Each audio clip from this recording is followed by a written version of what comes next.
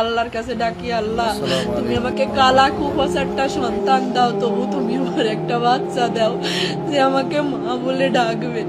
লিফটে ঢুকবে তখনও ঘুরে ফিরে আমার দিকে 2-3 বার তাকাচ্ছিল। আমার ওই তাকানো এখনো চোখে ভাসতেছে। অনেক আল্লাহর কাছ থেকে চেয়ে না সন্তান আমার যখন বিয়ে হয় আমার ছেলে মেয়ে হতো না। 8-10 বছর ধরে ছেলে মেয়ে হয়নি।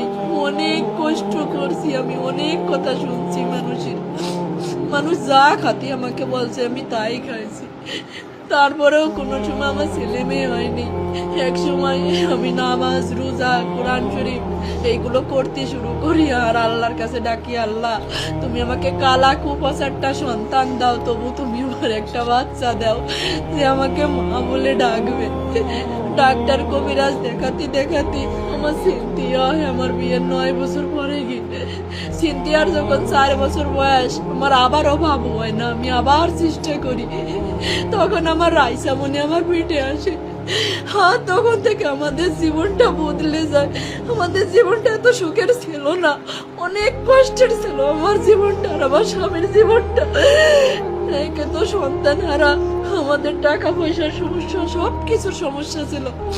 যখন আমার রাইসা আমার গর্ভে আসে আমার জীবনটাই বদলে যায়।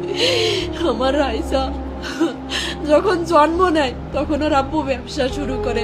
আজ ওর বাবা ব্যবসায়ী, প্রতিষ্ঠিত ব্যবসায়ী, কিন্তু আমার বাকি নাই। আমার লক্ষ্মী মেয়ে বুড়োই গেছে। আমার লক্ষ্মী রে তো আমি বলবো না, আমার ওইটুকু লক্ষ্মী।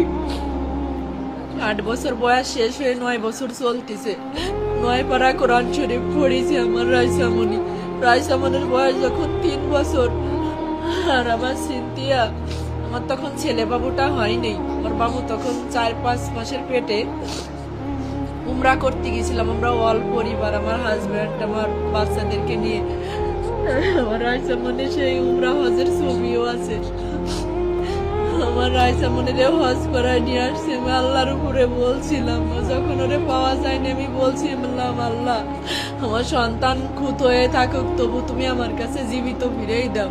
আমি আবার আমার পাখিরে সম্পদ বেশি হলিও উমরা করাতে নিয়ে যাব, আবারও আমার পাখিকে আমি হজ করাতে নিয়ে যাব, কিন্তু আমার পাখি আর ফিরে আসেনি।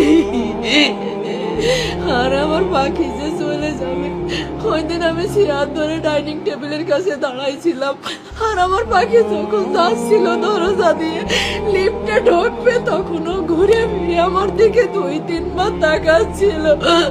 আমার